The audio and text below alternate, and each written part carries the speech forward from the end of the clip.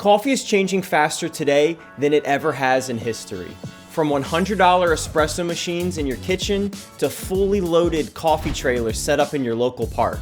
This year is shaping up to be one of the best times to dive into coffee. Whether you're a casual coffee drinker or a full-on home barista, you're gonna walk away today after this video knowing exactly what's going on in coffee. And you might just find your next obsession. I'm breaking down 7 of the biggest coffee trends happening right now, and here's the first one. Affordable DIY coffee.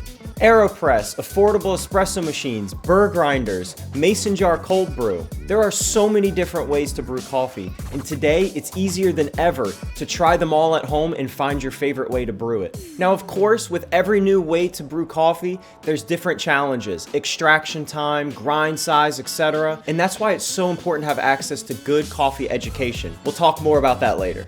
And if you want an extra challenge, roasting coffee at home has never been easy. With stovetop methods, popcorn machines, and even people modifying convection ovens. Roasting is a completely different beast to tackle compared to brewing, and your results will vary depending on skill and equipment. Considering how expensive roasting can get, there are many affordable options you can look into.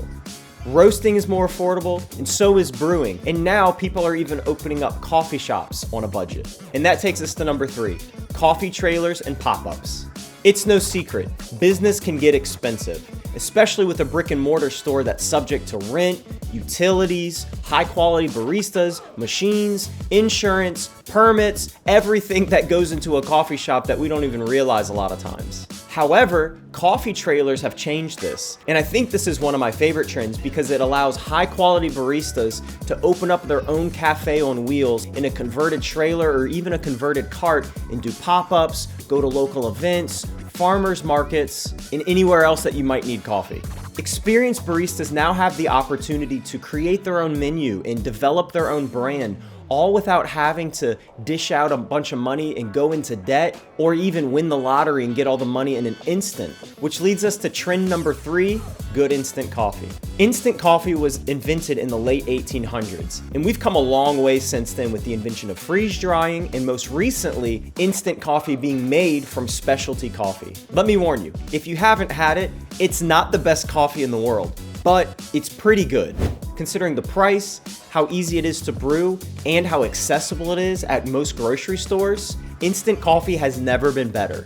I've had worse coffee at some cafes and paid $6, $7 for a cup of coffee, and I was like, I've had instant coffee better than this. To name a few of my favorite instant coffees, Javy, Nescafé Gold Espresso, and Café Bustelo. But look, everyone has their favorite brand of coffee, which leads us to number 4, specialty coffee. I could make a 5-hour video about specialty coffee, about all the things I've learned as a specialty roaster and all the things I've learned from other specialty roasters, but I'll keep it simple today. The freshness of your coffee is the main element of specialty roasted coffee. Of course, the grade of the coffee, the roasting technique, and all these technical factors impact your cup of coffee in specialty coffee. However, the freshness is what's most important. The majority of great coffee is determined by how fresh that coffee is. But flavor is the other side of this equation. Like most industries and things in life, the 80-20 rule applies. This is a universal rule, and in coffee, it represents that 80% of the coffee flavor comes from the bean and its origin, and 20% comes from the brewing method. That means the freshness of your coffee and the origin matters so much more than the way you brew it. There's no one objectively best way to brew coffee. And fortunately, because of trend number 5, we have access to all the equipment and all of the education we need at the touch of our fingertips. And that is free coffee education online. Anyone can share their favorite coffee tips, recipes, and hacks on social media instantly. This is a net good thing. Yes, there are some people that are maliciously or unintentionally spreading bad information about coffee, but in general, we can learn as a whole so much more about coffee than we could even 10 years ago. Coffee roasters and baristas now have direct access to coffee drinkers like you and me, where they get to share their expert opinions and information about the fields that they know so well to you and me. And because of the power of the internet, we can hear stories from all the farmers that actually grow the coffee from around the world. And because coffee can only be grown in the perfect conditions in specific regions around the world, we can now hear their stories without having a network television budget and documentary crew to hear everything they have to say. And finally, with coffee education, the learning curves have collapsed.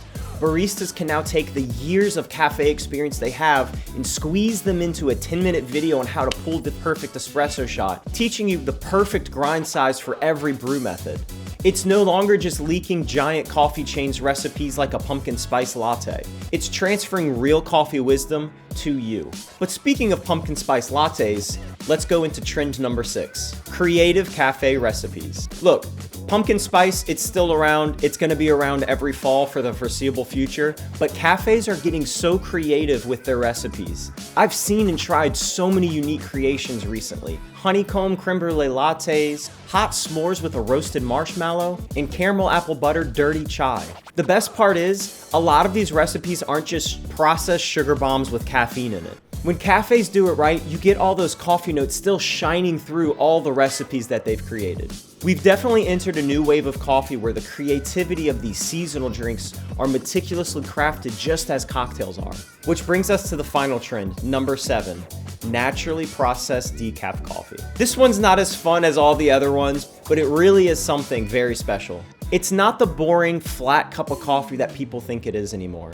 And with different medical conditions or wanting a late night coffee, decaf coffee being good is so important. There are so many options for decaf coffee now that keep the natural coffee flavor and the origin notes still intact. It's not just a dark roast blend of whatever decaf coffee a roaster can get their hands on. Harsh chemicals aren't required to strip out all the caffeine anymore.